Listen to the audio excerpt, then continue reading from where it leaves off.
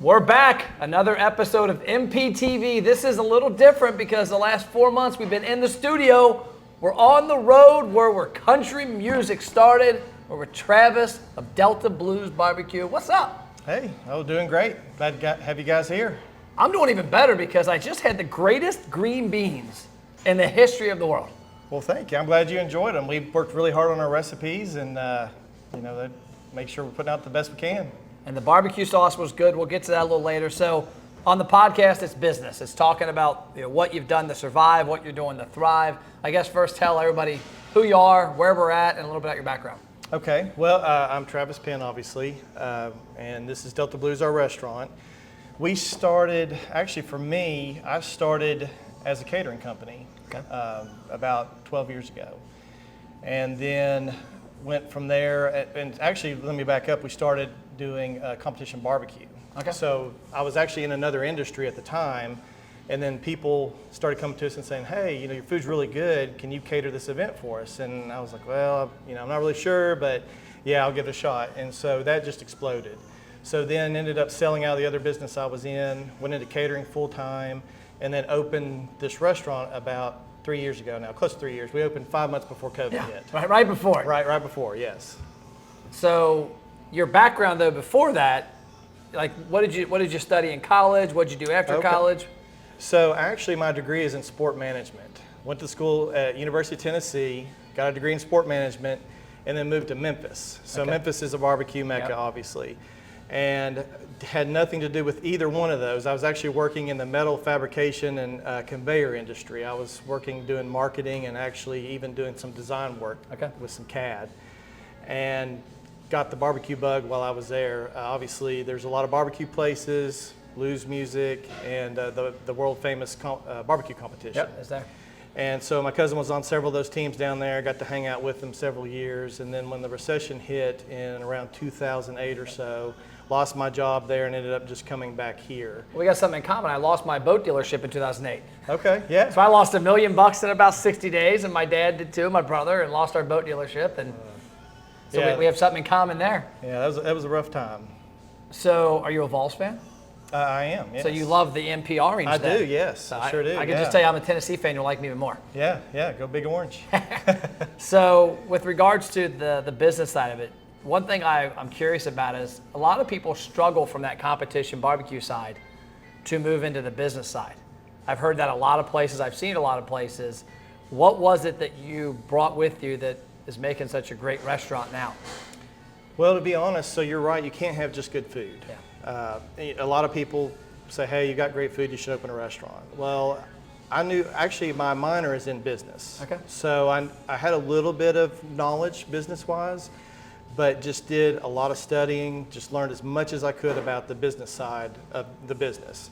And catering actually allowed us to do that too. So I was actually catering while I was working that other job, or in my other business, let me say, and really learning the business that way. And then finally made the jump into catering. And again, that carried us for many years, and then we made the jump to the restaurant. So for us, it was really about a 12-year process overall. And that's a great tool to have going into the past couple of years is catering. Oh, for sure, Is understanding to-go food and food eaten off-premise. Right, yes. I say even right now that as hard as COVID was on us as a restaurant, that if we had been a catering company, we probably wouldn't have survived that. Yeah. So we actually had the restaurant to fall back on, even though we had to make all those pivots to get through it. Now, tell me the story about this line out in the middle of the street, because we're in Tennessee now, but if I walk like 30 feet, we're in Virginia. Exactly. So our restaurant's located in downtown Bristol, and we are on, as you said, State Street. So we're on the Tennessee side, and on the other side is the Virginia side, which is very interesting. There's a lot of dynamics that go on between the two states right here. Are there like gang rivalries? I haven't seen those yet, but I wouldn't be surprised. But when the pandemic hit, that was something to your advantage. Because Virginia's restrictions were a lot different, right? You're exactly right. Actually, we gained a lot of national attention because of that. The restaurants on the other side of the street had a lot more restrictions due to Virginia's their laws and their guidelines, and we were a lot more lenient over here. And so we could be open and we could be doing certain things, and they were closed across the street, which was crazy being in a downtown. They're literally, like you said, 30 feet across the street. Wow, that had to be interesting. I do remember seeing on the news. I never understood the dynamic of what that's like, because I don't think I've ever seen a city where the middle of the street divides two states. What was some of the biggest lessons you learned from the last couple of years that you're taking with you forward to keep business rocking? Well, for sure, like everyone else, was definitely takeout, online ordering, and curbside delivery, and delivery in general. So we opened 5 months before COVID hit, and we knew that those were areas we wanted to move into, but when COVID hit, that forced us immediately into that, which we're glad we did. And actually, pre-COVID, we were running probably 5% takeout. We run probably 40 to 45% now. Right now. Big difference, yeah, right now, and that includes delivery and curbside. How is your sales volume? Is it similar to before COVID? It is, and something we didn't really have a lot to compare to, obviously. But our sales have grown ever since we've opened, year over year. So, and again, sales in-house are increasing, as well as the takeout and delivery. Yeah, I had a restaurant that was on the podcast a few months ago that said, Matt, I picked up 5 new dining rooms. I'm like, what are you talking about? And he said, well, when the pandemic hit beforehand, we didn't have to go. We didn't do third party. We didn't have online ordering. We didn't have digital ordering. It was walk in, sit down, get some food. And he said, now that the pandemic, the restrictions are gone, we have our dining room back, and we're at capacity every night and every day. He said, but also, I've got Uber Eats, I've got DoorDash, I've got Grubhub. He had 2 local ones. I have 5 places that are accounting for like 5% of my business each. He said, so we're back to normal levels from the pre-pandemic. And he said, but at the same time, our kitchen has figured out how to make that to-go process excellent, to where now all of a sudden, we've got 5 other dining rooms out there that don't cost me a table and a wait, and it's a lot easier. Yeah, exactly. And we were seeing the same thing. And like you said, we were able not only to increase our takeout sales, but also to increase our accuracy. We were learning, because you're getting such large volumes at certain times that we weren't getting before. So we were learning different things to do to speed the process up, but also increase our accuracy, just such as using clear lids on products. So that way that when they're expoing the product, they can look at it and say, okay, it's this and this, where before, if it was covered, they had no idea. So that saved us a tremendous amount of time on everything. What are some of the things that you're excited for the next 12 months? Because this probably in the next 3 to 6 months, we'll be back, I guess, to normal, I would think. And that'll be your first big year of being wide open. I know you got some changes planned for the backyard. Exactly. Like I said, we're just excited for things to open up. As you said, we're also a live music venue. So we have music up inside, and we also have a big stage out back. And we do have plans with everything opening up. Hopefully, we're going to build a whole new outside area that's going to have a brand new stage. It'll actually enable us. We're getting more and more acts that are either regional and even some national acts coming in, so we'll be able to host them. We're going to put an outdoor bar outside, which I think will really help increase our revenue as well, and also be a better convenience to our customers, and put some games and some things out there. So we're really looking forward to being able to do that this year. What's a weakness you're attacking? Weakness we're attacking, that's a good question. Trying to think of what specifically. I'm sure there's several. Is there anything? I talked to a restaurant the other day. It told me they were tweaking their food costs because they hadn't adjusted in a while. Another one mentioned marketing. Another one mentioned marketing catering. Yeah, that's a great point. So yes, actually both. Actually catering. We're definitely trying to grow our catering sales. As I said, we were a catering company and lost all that. Yeah. So we're rebuilding all that right now. And then cost of goods, like you said, with inflation and everything else, it's just like week after week. And us being a barbecue business, we're obviously protein heavy, which proteins are very costly. So we are looking at how week after week, what can we do to run a little bit leaner than we did the week before, and try to get those cost of goods down. Have you done many increases, or how do you change? Do you have any kind of market pricing on any of your proteins? We don't have any market pricing. We've looked at that. We're just kind of watching things right now, but we have done some price increases across the board a couple times now to accommodate, especially now with the inflation. Have you heard from clients, or do they just keep eating and going away? To be honest, we have not heard a word from anyone. I think everyone expects it right now. We all know, at the gas pump and even at fast food places, you're going to pay more. And it's always the perception is that when you raise prices that everybody's going to run across the street with hammers in the window. And when we had our boat dealership, we had 9 years in a row where when we started in the business, $49 was the registration fee. Like you came in and bought a boat and the processing and paperwork. And in Kentucky, we were a big bass boat dealership, you had to register the trailer, the boat, and the motor. And for the customer to have to do any of that was a headache in Kentucky. So like, hey, we want to make this a very turnkey solution. People come in and do it. Well, I remember the first year looking back going, Dad, $49 doesn't even cover the fees from the state. So we got to raise. Like, oh, we can't raise. Like everybody's like, people are going to revolt. So we ended up raising like 99. And then the next year I looked at it and said, well, really, our costs are higher than this. Well, long story short, 9 years later, we were at 379. And nobody had we were doing 700 units a year. Wow. When you think about 700 units at 49 to 379, number one, it became a very good profit center. But number two, it allowed us to hire people correctly. We did some really cool stuff. Everybody got a jacket when they bought their boat. But I never forget is the conversation every year, our first couple of years, was that people are going to revolt. Mm-hmm. And nobody ever said a damn word. And I talked to a restaurant the other day who hasn't raised his prices in 12 months. Wow. And I said, man, you're leaving, I would imagine $50,000 to $60,000 in profit on the table just by simply raising $1 here or there. Yeah, you're exactly right. I think especially in the restaurant industry, that is a fear that we have is, if we raise our price, oh my goodness, we're going to lose everybody.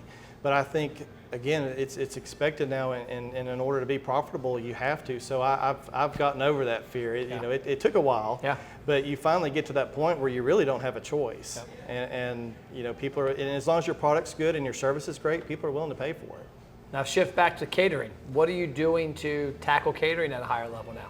Okay, so now what we're doing is we have a marketing and catering coordinator, Desiree, who you met.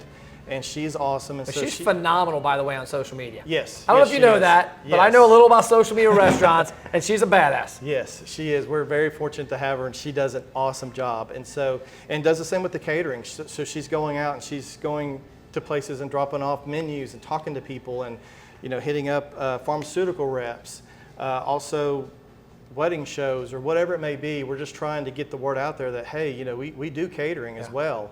And do a little bit more than just barbecue as well, and we've really seen a lot of growth, and we've taken on. You and I talked about this a while back, but Caters In. We're using Caters In now, which has been phenomenal in just helping us track everything and marketing part of it, and it's been great. And we're really starting to see our catering take off now, and which is really nice. That's definitely for this year one of our highest goals to accomplish. Yeah, I talked to one of our barbecue clients in California, Hickory Jack's, about a week ago, and 2 months ago he came to us and said, hey, I need some help, some advice. I thought I'd be over this hump, and it hasn't hit. I need to where can we get more tickets? And we started talking about catering, and I noticed in looking at his marketing, he never talked about catering. And I said, dude, even if only 5% of your following see occasionally something about catering, like videotape you delivering a catering meal, show your team putting together a catering meal. And sure enough, we talked last week, he said, Matt, our catering sales are 2 to 3 times higher than they were 2 months ago. The only thing we did different was start posting about it on social media, which is free, why not? Mm-hmm. But also he wasn't making posts like we cater, here's a picture. He was making a post of a video of, hey, this is an event, this is an event we did. He actually did a video at one of the events they went to, and they catered, it was a big wedding. Oh, and wow. he walked through it and showed it all and had all the footage on there. And next thing you know, people see it, and they're like, oh, I didn't know they did catering. And I've always told restaurants that, I'm not going to get catering from a restaurant I don't like. And so the people who cater probably have eaten at your place, and it's a huge captive audience. Yeah, and that's what we say about catering too. So the great thing about it is you're getting paid to serve your food to hundreds of people sometimes that may have never had your food. Yep. And so that's a way to advertise your business and bring people in. And we've seen, even from just doctor's offices that may have 15 people in it, we picked up just in the last couple of months, multiple caterings that said, hey, this pharmaceutical rep brought this food into us. It was great. I've got this event coming up. Can you do something for me? So we love it. It's great all the way around. I had a crazy idea that one of my guests talked about on this podcast about 3 months ago. His name's Chef Santiago. He's got Donut Bar San Diego, and he caters a lot of events with donuts. The boxes are plain. And I thought it was strange. I'm like, you're a branding genius. And he said, I want people to ask, my God, these donuts are unbelievable. Where'd you get them from? He's like, because now they start talking about Donut Bar. And I'm like, man, that's ballsy. Because like, to me, I cringe when I don't see a QR code on that box. Like for me, if I'm not going to do anything, I'd have no logo, but have a giant QR code. Right. And say, find out where this amazing food's from, and make them kind of do it and be a little fun and games. But I remember him telling me that, and I'm like, man, I don't know if I have the guts, if I had a restaurant, to send all my packaging out naked, as they would say. But he said it works a lot. That's a great idea. That's something I wouldn't have thought of, and like you, I would be a little nervous over that. But I can see how that would work. If I was him, maybe he could have, every time a donut leaves, he could have you get those pecan pies, when a pecan pie gets picked up, a QR code. Yeah. Replace from me. Yeah. Great idea. Well, great. Well, the last question I always like to ask at the podcast at the end is, I call airplane mode. What is something that you do to take you out of this environment? Because the past couple of years, number one, like you got in the business, it's like, hey, let me get in the business. 5 months later, the world flipped upside down. But the last couple of years have been crazy tough on restaurateurs who have kept a lot of smiles on consumers' faces by serving great food and atmospheres. What is something you do to put yourself on airplane mode to check out of here and get your mind right? Honestly, so Sundays were closed. We always have been, actually. So we were 6 days a week, and Sundays intentionally just kind of for that reason. But Sundays is our family day, and so for my family, that usually means going out and hiking when the weather's nice. So we just go out, we go in the woods, go in the mountains, no cell phone, no one call me, and we just disconnect for the day, and I love it. And it's just time for us together. So that's kind of my disconnect from the world, and we do that almost weekly. Well, I'm going to challenge you then, because I heard this morning on the radio, and I'm not going to do it. But ironically, on the way here this morning, we got up at 4 a.m. to drive down south here, and it was on 55 KRC in Cincinnati, and they were talking about hiking. And the lady is an avid night hiker. And she's like, the same things are in the woods in the day and night. You just have this perception of the dark. And I'm like, lady, I sure as hell am not hiking through the woods at night. I'll let you do it. So maybe you can take her advice. She said it's the same. Down here in Tennessee, there might be some big furry creatures out there, right? That's right. We got black bears, so there's no telling. So I may just stick to daytime. Daytime? Yeah. Well, I appreciate your time. Yeah. Well, thank you, Matt. Appreciate Love you very it. much. Yeah. Amazing barbecue, amazing atmosphere, amazing ownership, but more than anything, the willingness to adapt. This is a restaurant that when the pandemic hit, they didn't run and hide. Like a lot of you, they adapted to digital technology, and hopefully they'll keep adapting more and more as the times go. That's all we got for this episode of MPTV. We'll see you next time.